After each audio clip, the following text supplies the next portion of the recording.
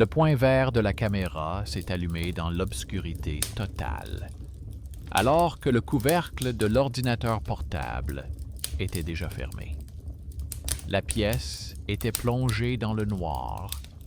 Seul le bouton rouge de la rallonge électrique au sol brillait faiblement, et un faible rectangle jaune provenant de la lampe d'entrée filtrait à travers la fente sous la porte donnant sur le couloir. Le point au-dessus de l'écran s'est allumé, s'est attardé, comme s'il scrutait la table vide, puis s'est éteint.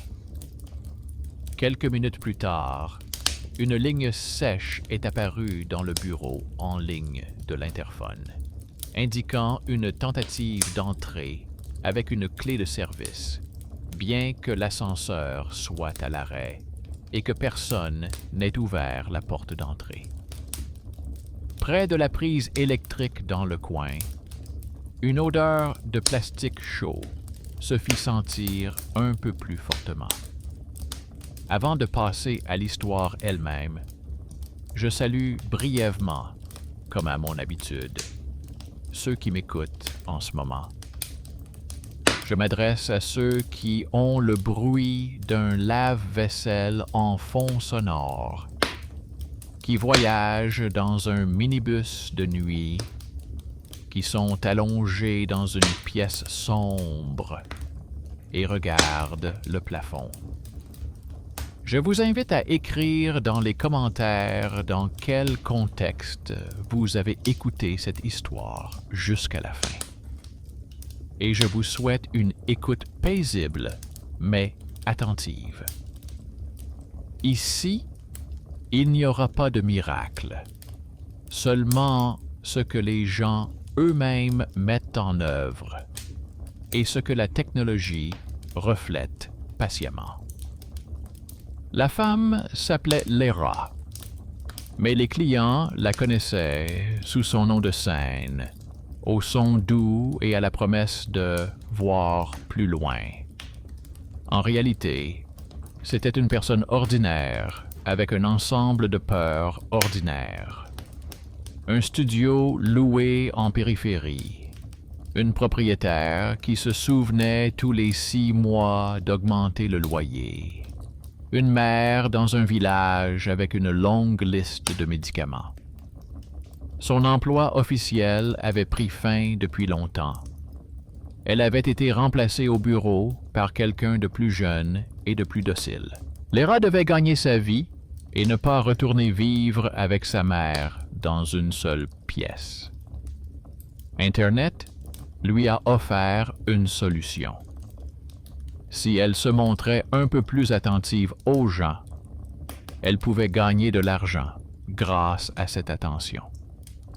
Elle ne prétendait même pas avoir un don. Tout a commencé par des consultations psychologiques, des forums, des cours bon marché sur la lecture des gestes. Puis, s'y sont ajoutées des cartes, des bougies, des images. On lui a expliqué qu'il était plus facile pour les gens de croire lorsqu'il y avait un rituel autour. Lara a rapidement compris comment fonctionnait la combinaison d'une voix douce, de pauses bien placées et de quelques phrases toutes faites. Les clients pleuraient, parlaient de révélations, écrivaient des mots de remerciement. Pour elle, c'était un métier, un moyen de payer Internet, les médicaments pour sa mère et les factures, qui arrivent toujours à temps, contrairement à l'inspiration. La pièce était aménagée pour la photo. Près de la fenêtre, une table avec un ordinateur portable, une lampe annulaire, des pierres de pouvoir achetées sur Internet éparpillées sur le plateau. Derrière elle, sur le mur, un rideau sombre assurait un fond neutre. Dans un coin, une multiprise était branchée à fond, ordinateur portable, lampe, routeur, chargeur de téléphone. Parfois, une légère odeur de brûlé se dégageait de ce coin. Mais Lyra se contentait d'ouvrir davantage la fenêtre. Elle ne pouvait pas engager d'électricien. Et éteindre ne serait-ce qu'un seul appareil signifiait perdre une partie de ses revenus. La peur de perdre son logement l'emportait toujours sur la peur des câbles électriques. Lyra avait remarqué plusieurs détails récurrents auxquels elle n'avait pas prêté attention au début. Tout d'abord, le même spectateur sans avatar apparaissait à chaque diffusion. Pas de nom, pas de chat, juste un profil vide qui se connectait un peu avant tout le monde et se déconnectait après tout le monde. Deuxièmement, lorsque la conversation devenait particulièrement tendue, l'ordinateur portable commençait à faire plus de bruit. La lampe annulaire clignotait parfois, et le point vert de la caméra restait allumé une seconde de plus. Et troisièmement, des messages de remerciements similaires arrivaient tous les 2 jours dans les messages privés. Les gens écrivaient non seulement qu'ils avaient été soutenus, mais aussi qu'on leur avait montré le chemin. Ce mot était répété par différentes personnes, comme si tout le monde avait le même schéma en tête. Dans son enfance, Lyra avait une autre image stable. Dans le buffet de sa mère, il y avait une boîte avec des cassettes et des photos en noir et blanc. Sur les photos, on voyait des jeunes gens en poule, assis à une table avec des bougies et des tasses. Au centre, quelqu'un parlait toujours, les autres écoutaient. Parfois, on apercevait le micro d'un vieux magnétophone dans le cadre. Sa mère lui expliqua un jour qu'il s'agissait d'un cercle étudiant où il s'adonnait à l'élargissement de la perception, sous la direction de spécialistes venus de l'extérieur. Elle n'aimait pas en parler sérieusement. Une jeune fille aux cheveux foncés apparaissait plus souvent que les autres sur ces photos. Et sur une cassette portant un nom étranger était inscrit le mot « séance ». Lyra l'avait alors simplement mise de côté sans l'écouter. Mais sa mémoire avait retenu la combinaison. La table, les bougies, la voix enregistrée par quelqu'un d'en haut. Lors de cette émission, où tout a basculé, tout a commencé par une fatigue ordinaire. Le matin, Lyra a reçu un message de sa propriétaire lui annonçant que le loyer augmenterait à partir du mois suivant. En chiffres, cela représentait une nouvelle tranche de ses revenus destinée à sa mère. Elle a recompté ses clients, estimé le nombre d'émissions supplémentaires nécessaires et décidé, le soir même, d'accepter davantage de demandes personnelles. Le choix était simple. Soit elle faisait tourner son cerceau lumineux et écoutait les histoires des autres, soit, dans quelques mois, elle se demanderait où ranger ses cartons. Les premiers interlocuteurs ont suivi les chemins habituels. L'une voulait savoir si elle allait obtenir une promotion. L'autre, si son ex allait revenir. Lyra écoutait, posait les bonnes questions, notait les détails de l'intérieur. La vue depuis la fenêtre, le type de tasse, l'état des murs. Tout cela l'aidait à deviner dans quelles conditions vivait la personne. Elle ne pensait presque pas à elle-même. Son esprit suivait un cheminement bien rodé. Entrée en matière, introduction, message. Au milieu de l'émission, Une femme qui avait écrit dans sa demande qu'elle avait perdu un être cher et qu'elle avait peur de rester seule s'est connectée. Lara a vu une cuisine familière, du carrelage clair, des meubles bon marché, un réfrigérateur couvert d'aimants et de petits papiers. La femme était assise bien droite, tenant une tasse à 2 mains, les yeux rougis, mais on voyait qu'elle était fatiguée de pleurer. Lara remarqua l'absence d'alliance, la vaisselle bon marché, le calendrier accroché au mur. Ces détails suffisaient déjà à construire un récit presque complet. Elle menait la séance selon un schéma précis. Elle posait des questions sur la date de l'événement, sur le rêve qui se répète, sur les objets que la personne ne jette pas. La femme avoua qu'elle attendait constamment des signes, qu'elle cherchait toutes les coïncidences pouvant être prises pour des confirmations. Lara adaptait soigneusement ses mots, préparant un message selon lequel le défunt était prétendument proche et indiquait le chemin. À ce moment-là, l'image trembla. À la demande de Lara, la femme a éloigné son ordinateur portable un peu plus loin afin que non seulement sa tête, mais aussi l'arrière-plan apparaissent dans le cadre. La caméra autofocus a docilement commencé à s'ajuster. Pendant une fraction de seconde, l'arrière-plan s'est estompé, se transformant en une bande grise. Dans cette bande, Lara a remarqué quelque chose de trop régulier, trop vertical pour être un jeu de lumière. Comme s'il y avait entre le réfrigérateur et la porte un pilier flou qui ne ressemblait ni à une armoire ni à un rideau. Au lieu de revenir sur le visage, l'appareil photo a essayé de faire la mise au point sur cette bande. L'objectif a légèrement bruissé, un point vert a clignoté. Puis, l'image s'est recomposée. La cuisine, la femme, les aimants. Lara s'est forcée à continuer, sans changer d'intonation.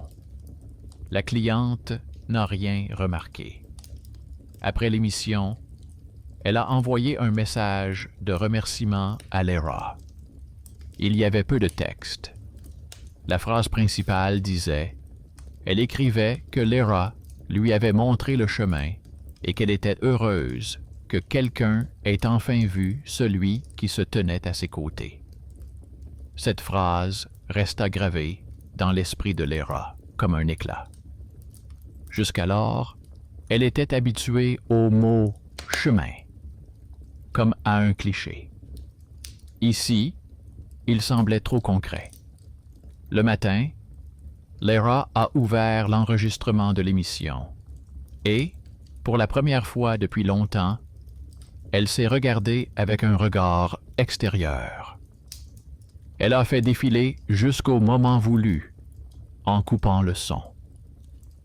Lorsque la femme a écarté son ordinateur portable, Lara a appuyé sur pause. Dans la bande floue entre le réfrigérateur et la porte, une silhouette plus sombre apparaissait effectivement. En regardant le mouvement, le regard restait rivé sur le visage de la cliente. À l'arrêt, on voyait autre chose. Elle fit une capture d'écran, et ce n'est qu'après cela qu'elle remarqua autre chose. Lorsque la caméra flottait, une petite photo en noir et blanc est apparue sur le réfrigérateur. On y voyait plusieurs personnes assises à une table éclairée par des bougies. Le style des vêtements, la forme de la table, même la position des mains semblaient familiers à Lara. Cela ressemblait beaucoup aux photos du buffet de sa mère. Elle a agrandi l'image autant que possible. Les petits détails étaient flous, mais l'ensemble correspondait. 4 personnes, un micro, des bougies, et quelqu'un aux cheveux foncés sur le côté, légèrement détourné. Elle se souvint de la cassette avec un nom étranger et le mot « séance », et de ce que sa mère avait dit, qu'une fille de leur cercle avait ensuite disparu. Pour la première fois, l'idée lui vint que ces histoires n'appartenaient pas au passé comme des pièces de musée. Elles évoluaient avec ceux qui continuaient à jouer au même jeu, mais sur un autre écran. Pour tenter de reprendre pied, Lyra entra dans le bureau privé de l'interphone. On pouvait y consulter le journal des entrées. La nuit où le point vert avait clignoté sur l'ordinateur portable fermé coïncidait avec d'étranges lignes. Plusieurs tentatives d'entrée avec une clé de service, un bref démarrage de l'ascenseur jusqu'à son étage et retour. Pas un seul appel vers son appartement. La société de gestion utilisait parfois des clés passe-partout pour effectuer des contrôles. Mais l'heure était trop tardive et les enregistrements trop fréquents. Au total, cela donnait une chaîne, une caméra clignotante, du plastique chaud près de la prise, une clé étrangère à l'entrée, une silhouette dans les interférences. Lyra comprenait que si elle croyait tout cela d'un coup, elle risquait de devenir folle. Elle a alors fait ce qu'elle faisait toujours lorsque les gens lui racontaient leurs peurs. Elle a décomposé la situation en éléments et a décidé de vérifier. C'est à ce moment-là que l'histoire a continué selon son choix, et non selon le scénario de quelqu'un d'autre. Elle laissa son ordinateur portable allumé pendant la nuit, mais ne lança pas l'émission. Elle éteignit la lampe annulaire afin que la pièce ne soit éclairée que par la faible lumière provenant du couloir. Elle plaça son téléphone de manière à ce que la caméra frontale filme sa table et l'écran noir du moniteur, dans lequel se reflétait une partie de la pièce. Elle est allée dans la cuisine et s'est assise là en silence pendant que l'appareil enregistrait le vide. Pendant plusieurs heures, il ne s'est rien passé. Puis le téléphone a enregistré un changement de luminosité familier. Le point vert de la caméra s'est allumé pendant quelques secondes. L'écran de l'ordinateur portable est devenu légèrement plus clair pendant un instant, bien que le couvercle ait été fermé. Dans le reflet du moniteur, une ombre sombre passa sur le bord de la table, comme si quelqu'un s'était levé derrière la chaise et s'était penché en avant. Le matin, elle a rembobiné l'enregistrement seconde par seconde. Au moment où le point vert s'est allumé, on pouvait voir dans l'œil de la caméra non seulement la pièce, mais aussi un morceau d'une autre image. Des rangées de silhouettes floues et granuleuses. Comme si, pendant une seconde, un film étranger s'était glissé à l'intérieur de son écran noir. Au même moment, une ligne indiquant une activité système sans entrée réelle est réapparue dans le journal de l'interphone. L'indicateur l'a enregistré dans les statistiques, comme si quelqu'un d'invisible avait utilisé la clé, mais avait changé d'avis et n'était pas entré. Lara n'en a pas fait un signe mystique. Elle a fait des captures d'écran, noté l'heure et calculé qui d'autre était au courant de ces événements. C'est alors qu'est apparu celui qui n'était pas visible auparavant dans cette histoire. Ni client, ni voisin, ni clé de service, mais une personne au sein d'une grande plateforme dont les décisions ne faisaient généralement pas partie du tableau. Il est apparu sous la forme d'une lettre laconique du service d'assistance. Pas d'avatar, juste le nom et la signature du service responsable de la qualité des diffusions en direct. La lettre indiquait que le système automatique avait détecté sur sa chaîne des épisodes présentant un engagement inhabituel et d'étranges artefacts visuels.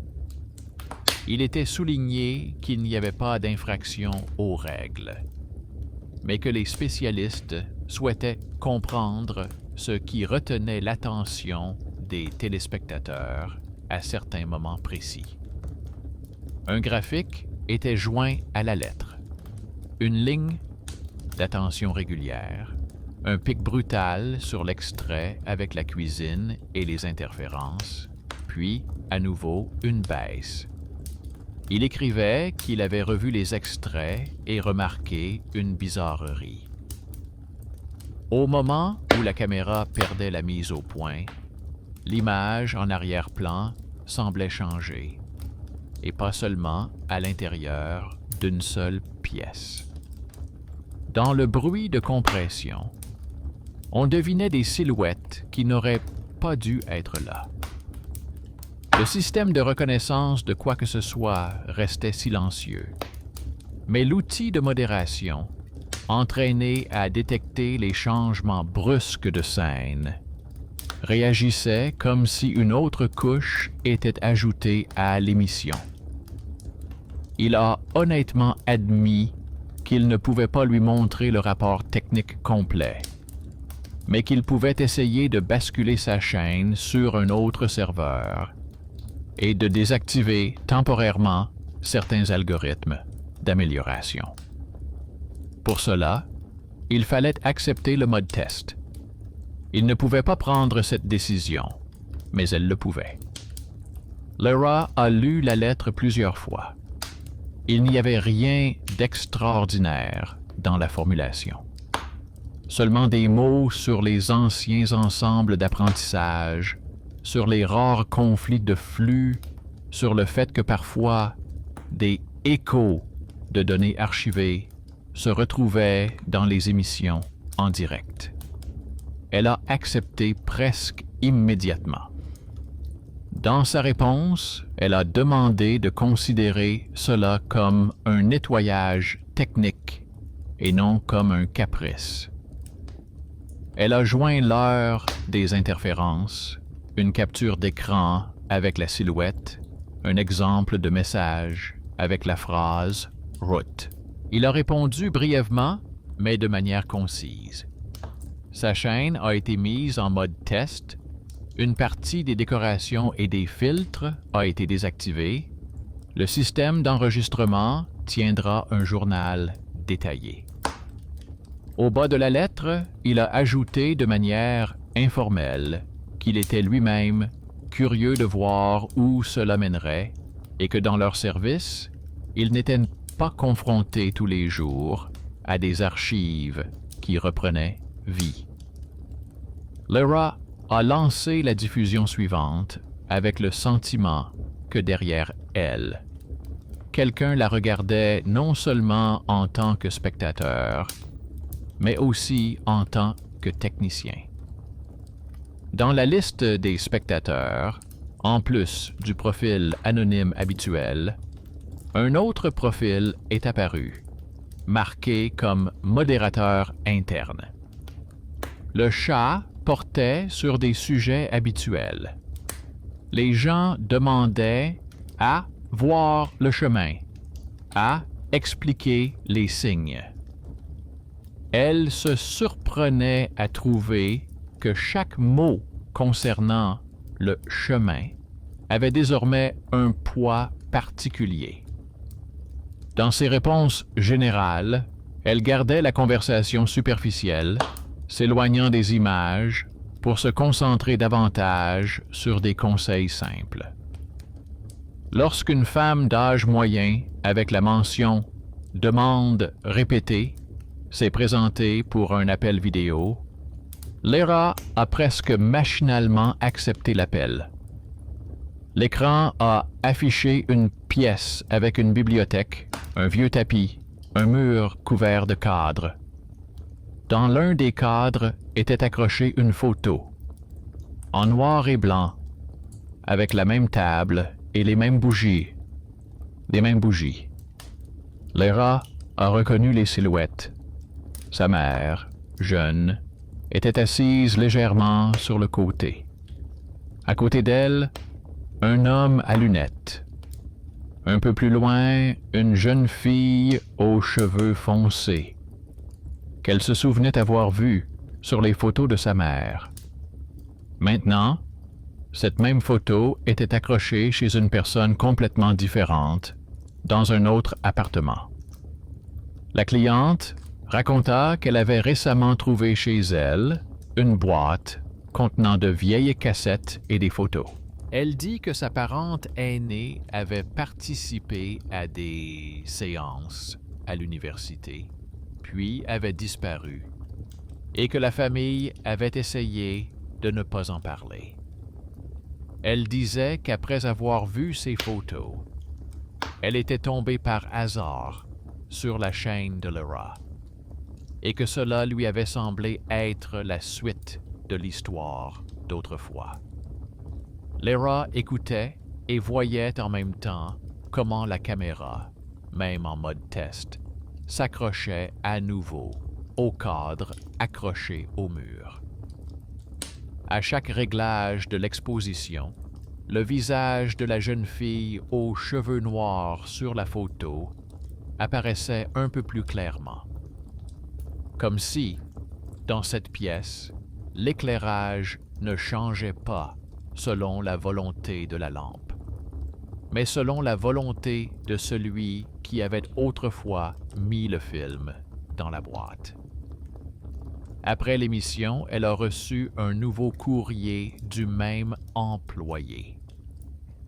Il a confirmé que pendant l'appel, le système avait effectivement détecté une étrange brume. Des fragments similaires à une vieille vidéo autrefois utilisée pour entraîner l'algorithme sont apparus dans le flux.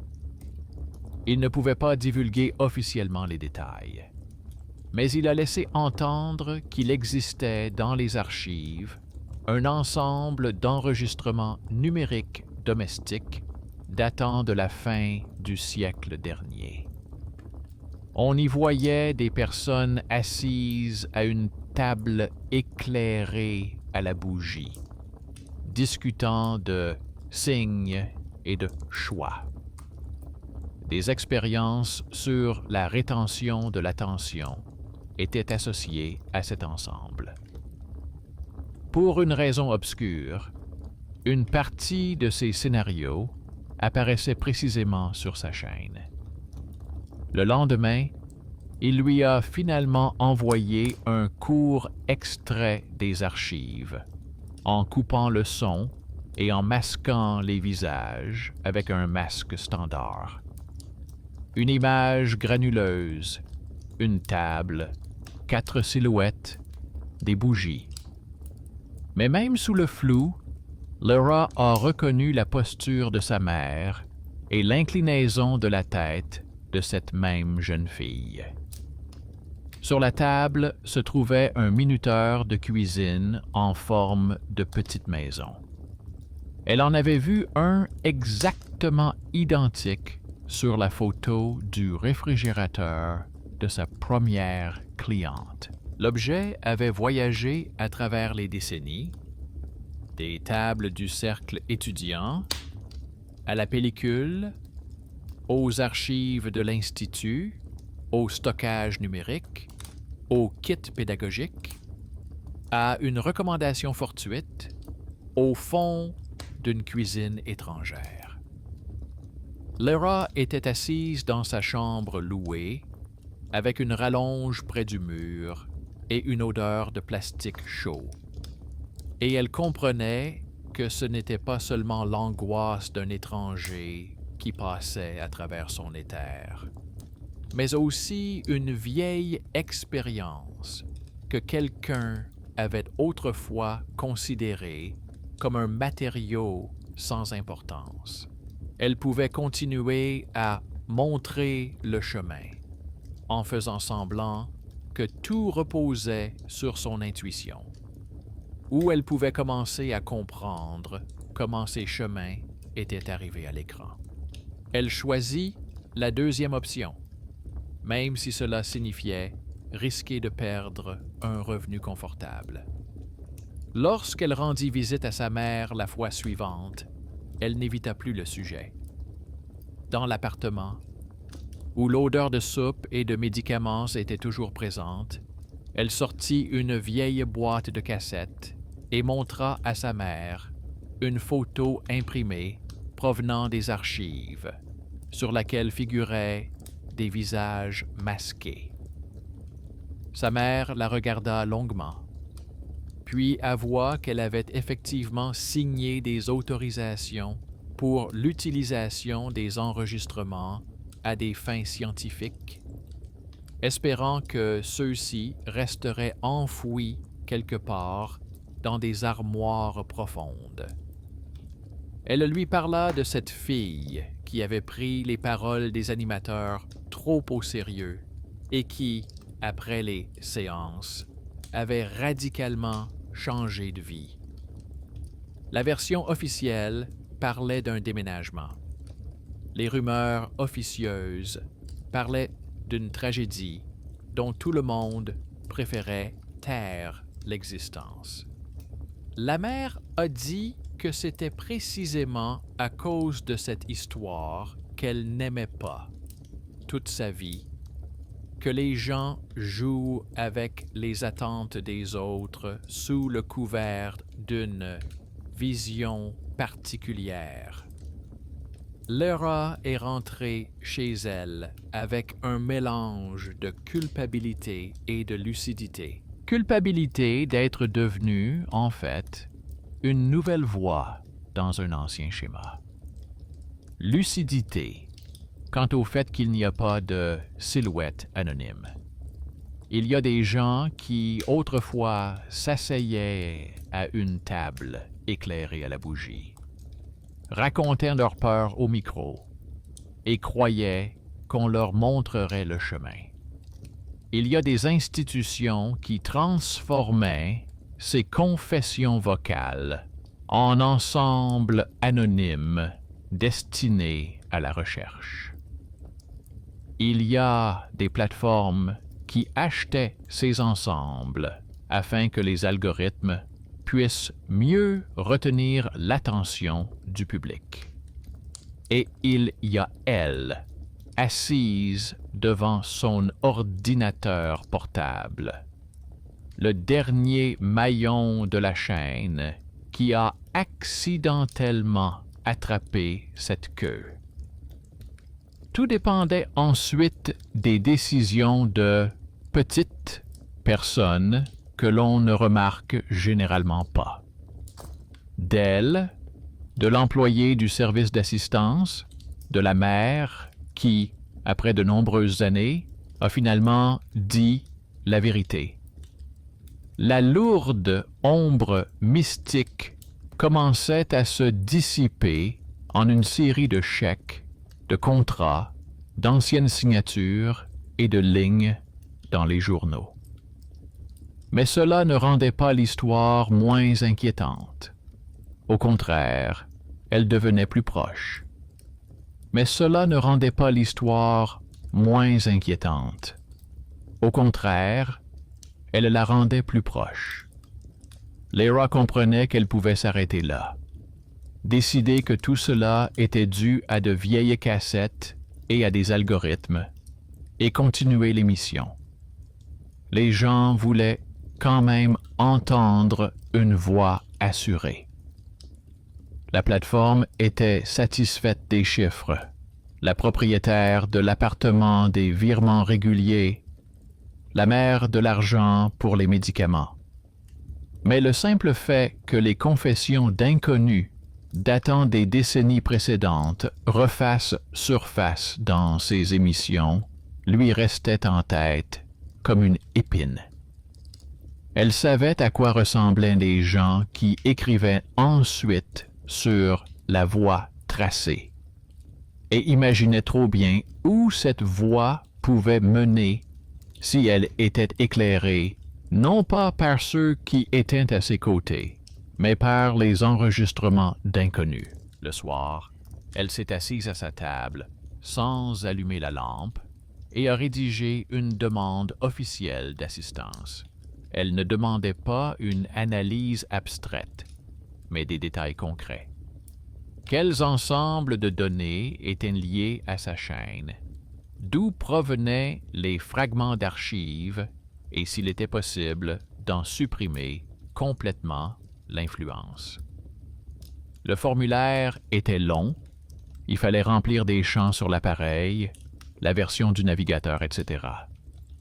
Laura a tout rempli patiemment, a joint des captures d'écran des journaux et des images avec la silhouette, a noté les cas où les clients écrivaient à propos de la route. À la fin, elle a ajouté une simple phrase. Elle a écrit qu'elle ne voulait pas être la suite d'une vieille expérience. La réponse n'est pas venue tout de suite. La plateforme a d'abord répondu de manière standardisée qu'elle examinait la question. Puis, le même employé du service d'assistance, qui avait déjà enfreint quelques règles internes, a écrit séparément. Il a indiqué qu'il avait transmis cette affaire à un niveau supérieur, au service chargé de l'éthique des données, et a demandé à Lyra de ne pas lancer de nouvelles sessions pour le moment. Il a déclaré que formellement, sa chaîne n'enfreignait aucune règle, mais que la manière dont l'ancien ensemble de données était associé à son flux devait être réexaminé. C'était le cas où une personne disposant d'une adresse e-mail professionnelle anonyme a utilisé sa position modeste pour influencer le système dans un sens qui lui était favorable. Pendant la vérification, Lyra est restée sans diffusion et, pour la première fois depuis longtemps, elle a ressenti le vide de la soirée. Sans point vert, sans chat, sans visages étrangers à l'écran. Elle a essayé de s'occuper avec des tâches habituelles. Elle a fait la vaisselle, lu les nouvelles, feuilleté de vieilles photos de sa mère. Mais ses pensées revenaient toujours vers ses clients. Elle relisait leurs anciens messages et voyait un schéma récurrent. Dans presque un message sur deux, les gens la remerciaient non pas pour son analyse des faits, mais pour le sentiment qu'elle leur avait confirmé un signe. Même lorsqu'elle s'exprimait avec prudence, la structure même du format suggérait que l'écran pouvait sanctionner la décision de quelqu'un de partir, d'abandonner, de rompre, de disparaître. Quelques jours plus tard, un nouveau message est arrivé du service d'assistance. Cette fois-ci, il était officiel et plus long. La plateforme a reconnu qu'une partie des données d'apprentissage avait effectivement été collectée dans le passé dans des conditions jugées insuffisamment transparentes selon les normes actuelles. Il s'agissait de personnes qui avaient participé à des programmes d'élargissement de la conscience et qui pouvaient être vulnérables. L'ensemble a été marqué comme anonyme et utilisé pour former des modèles évaluant la réaction des spectateurs à des scènes calmes et lentes. Dans la chaîne, cet ensemble s'est avéré être lié au bloc responsable des recommandations des chaînes sur les sujets subtils. Et c'est pourquoi certains de ces fragments pouvaient se retrouver à côté de l'émission de Lyra sous forme de fond subtil. La lettre indiquait que, suite aux résultats de la vérification, l'ensemble avait été complètement mis hors service, les liens vers les chaînes actives avaient été supprimés et l'équipe révisait les règles de travail avec les archives. Tout cela ressemblait à une décision sèche de la commission. Entre les lignes, Lyra voyait le travail de cette même personne, qui parmi des milliers de chaînes, l'avait choisi, avait remonté la chaîne des archives, de l'Institut, de l'Ancien Cercle, de son appartement avec une rallonge dans un coin, et avait convaincu la direction qu'il ne s'agissait pas d'une simple panne. Presque au même moment, la femme de la première cuisine lui a écrit, celle-là même, avec le réfrigérateur et la silhouette qui gênait.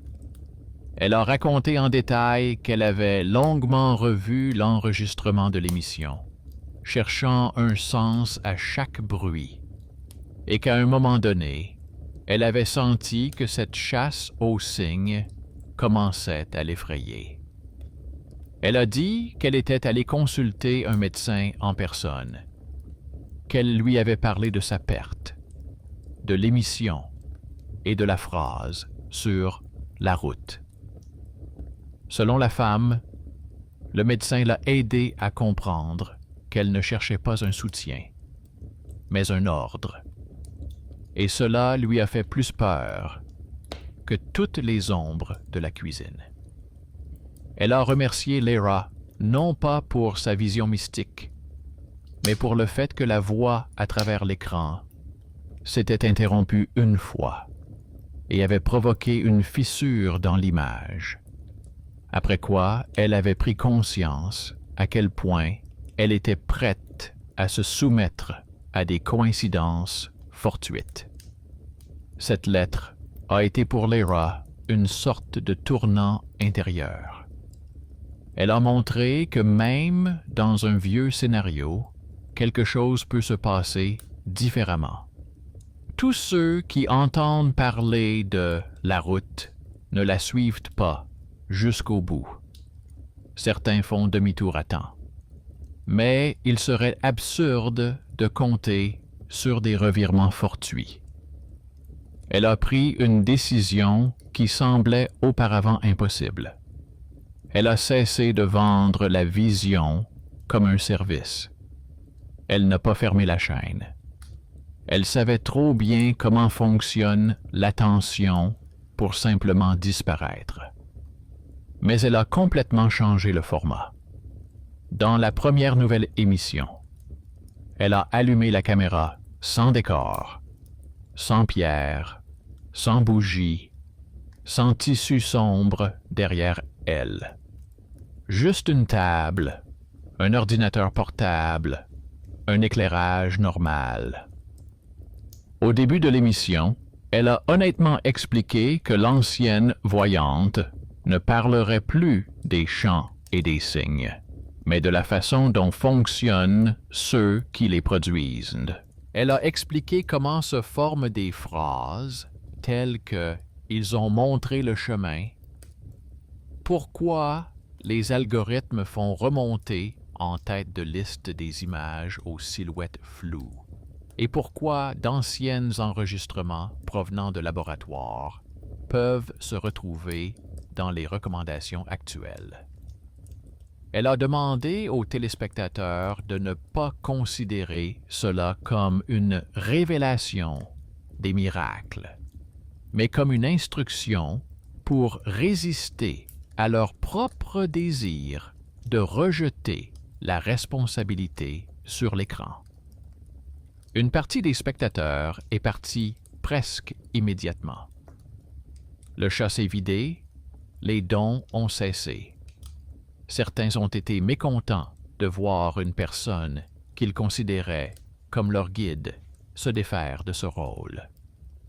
Mais une autre partie est restée.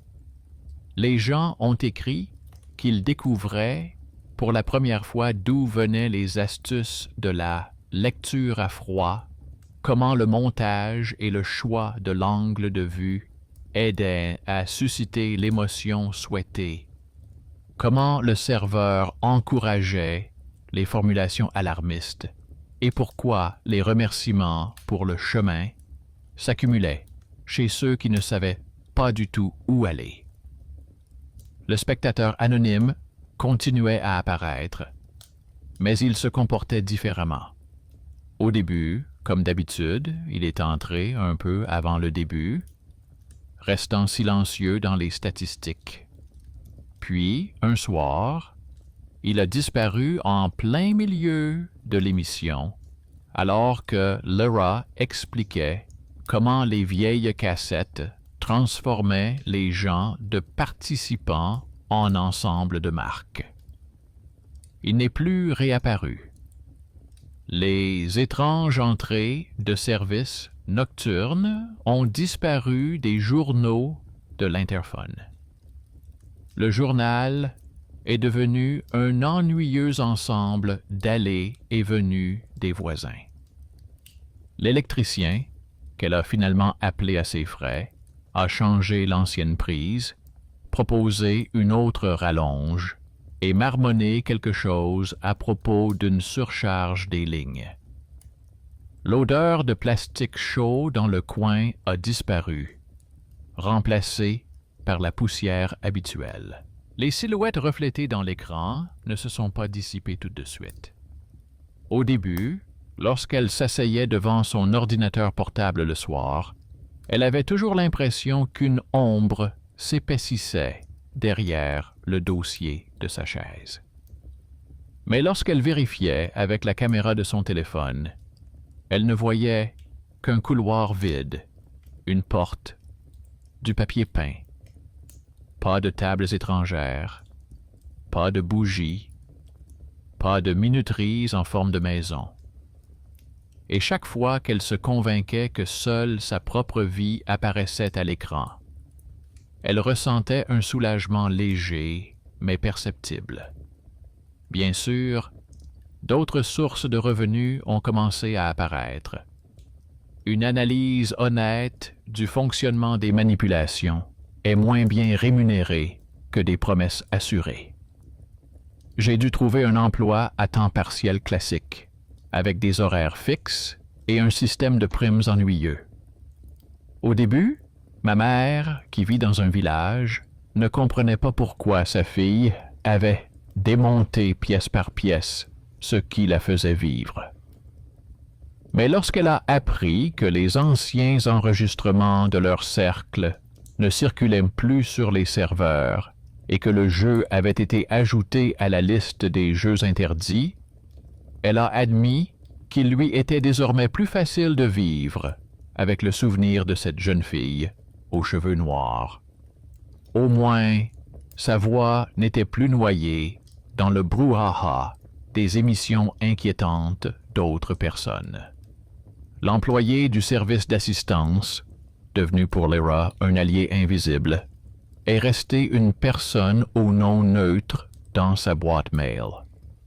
Un jour, il a écrit une nouvelle fois que, désormais, lors de l'évaluation des nouveaux kits pédagogiques, leur service ne se contentait plus de vérifier les aspects juridiques, mais s'assurait également que les anciennes histoires de personnes réelles n'étaient pas transformées en matière première pour des spectacles.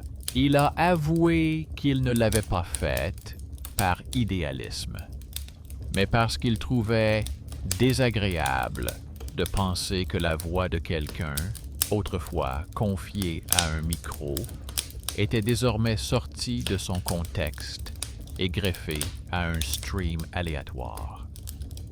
Son léger malaise intérieur s'était transformé en règle. C'était là la modeste victoire du petit homme.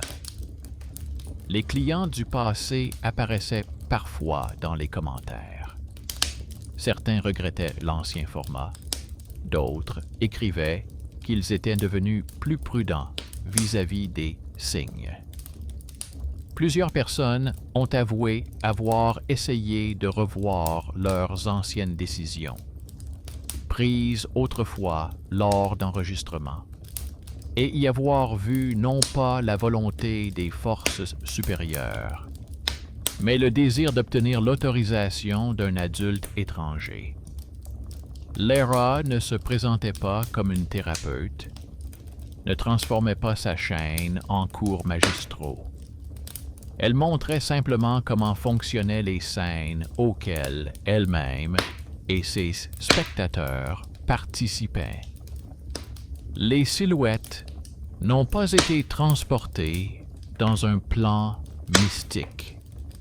Elles sont restées à leur place, sur les vieilles photos dans le buffet de maman, sur les images d'archives que l'institution n'a plus le droit de vendre, sur des fragments granuleux rangés dans un dossier séparé portant la mention « Ne pas utiliser », dans une cuisine où la photo encadrée est accrochée depuis longtemps, non pas comme un symbole, mais comme un souvenir de la façon dont la jeunesse confond facilement le jeu avec les décisions sérieuses.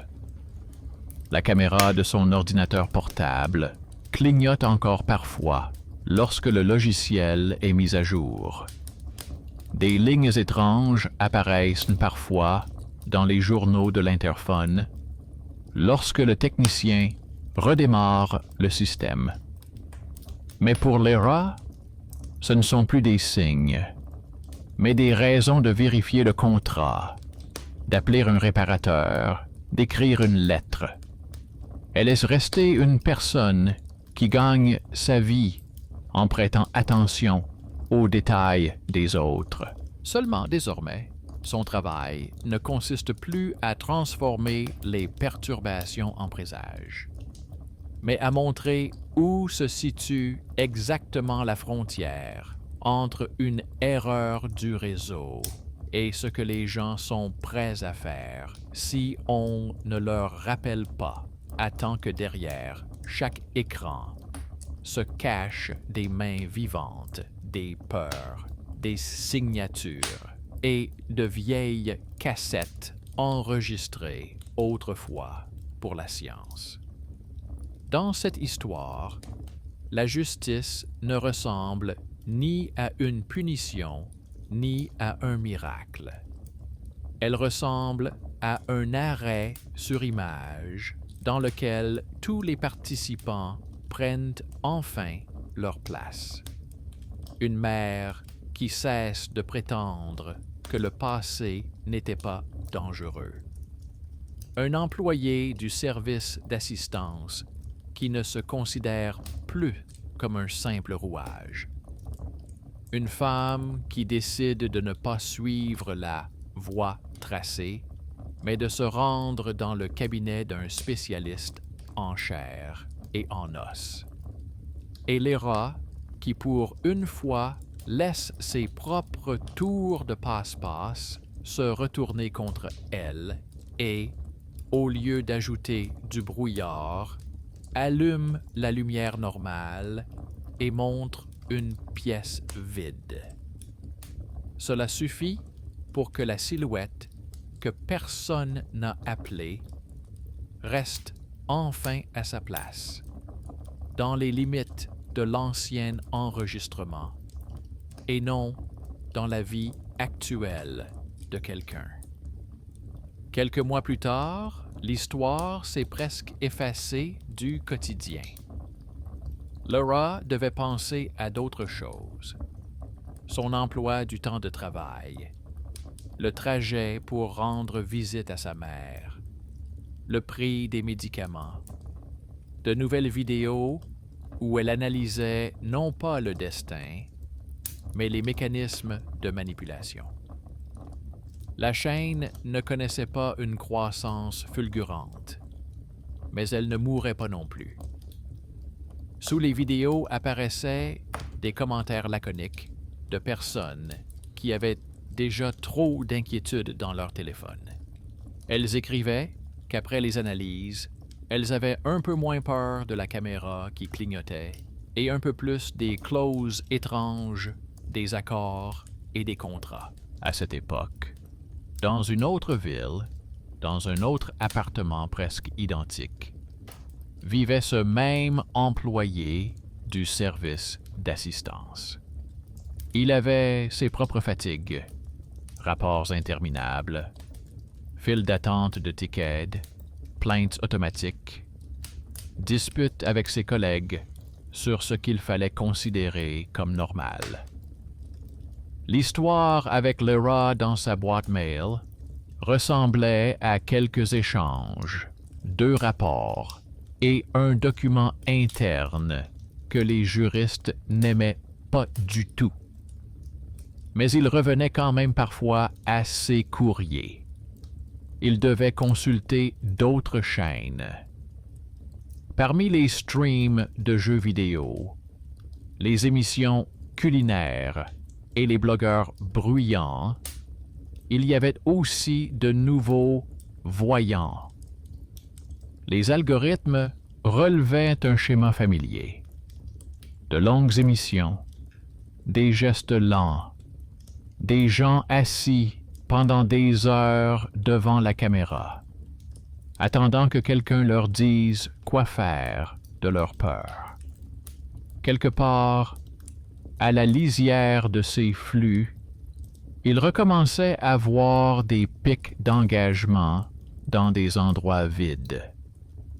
Maintenant, il savait où regarder.